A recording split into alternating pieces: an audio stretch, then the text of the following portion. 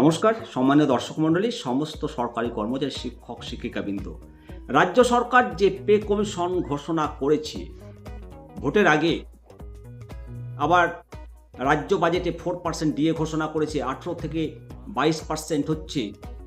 তার মধ্যে যে পে কমিশন ঘোষণা করেছে, এই পে কমিশন ঘোষণার যে পরিকল্পনাটা কি, কতটা বেতন বাড়বে, যেটা জানতে পারা যাচ্ছে বিশেষজ্ঞ মহলের আলোচনায়, বেতন কিন্তু 3 গুণ পর্যন্ত বাড়তে পারে। হ্যাঁ, 3 গুণ পর্যন্ত, ঠিক শুনছেন। কেন 3 গুণ পর্যন্ত বাড়বে? কেন্দ্রীয় হারের যে বেতন কাঠামো, সেই কেন্দ্রীয় হারের সঙ্গে পাল্লা দিতে রাজ্য সরকারকে এবার ফিটমেন্ট ফ্যাক্টর বিবেচনা করতে হবে। রাজ্য সরকারকে 2.91 থেকে 3.15 পর্যন্ত ফিটমেন্ট ফ্যাক্টর বিবেচনা করতে হবে বলেই কর্মচারী সংগঠন এবং নীতি বিশেষজ্ঞদের ধারণা। ঠিকই শুনছেন, এবং এটাই হবে। কবে ইমপ্লিমেন্ট হবে এ ব্যাপারে আরও তথ্য পাবো, সেটা আপনাদেরকে জানাবো। তবে কর্মচারী শিক্ষকদের বেতন এক লাফে অনেকটাই বেড়ে যাবে।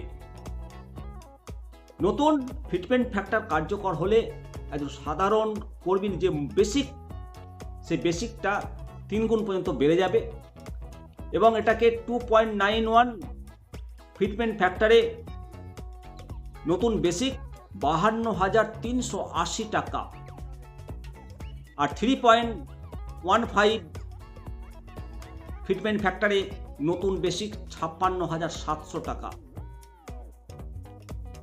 শুধুমাত্র বেসিক পে নয়, এর সঙ্গে পাল্লা দিয়ে বাড়বে এইচআরএ, ডি এর পরিমাণও বাড়বে। সব মিলিয়ে নতুন পে কমিশন যখন কার্যকর হবে, তখন বেতনের অঙ্কে একটা বিশাল হাই জাম্প, উচ্চ লম্ফন দেখার অপেক্ষায় আমরা রয়েছি। বাজেট ঘোষণা হলেও এখন এই বেতন কাঠামো কার্যকর হচ্ছে না।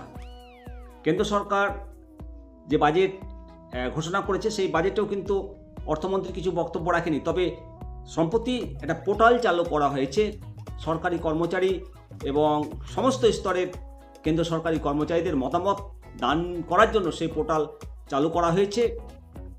তবে রাজ্যের ক্ষেত্রে আশার আলো হলো নতুন বেতন কাঠামোয় রেট্রোস্পেকটিভ এফেক্ট বা পূর্ববর্তী সময় থেকে কার্যকর হওয়ার সম্ভাবনাটা অত্যন্ত জোরালো।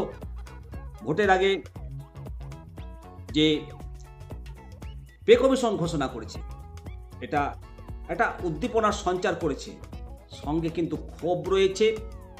সুপ্রিম কোর্টের যে ডিএর আদেশ, সেটা ইমিডিয়েটলি ইফেক্ট করতে হবে রাজ্য সরকারকে।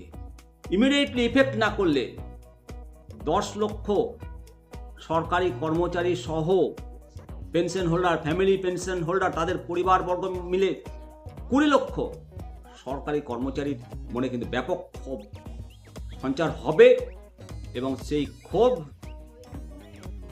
2026-এর বিধানসভা নির্বাচনে প্রতিফলিত হলে অবাক হওয়ার কিছু নেই। ভালো থাকবেন, অবশ্যই মতামত দেবেন, শেয়ার করবেন। জয় হিন্দ, জয় ভারত।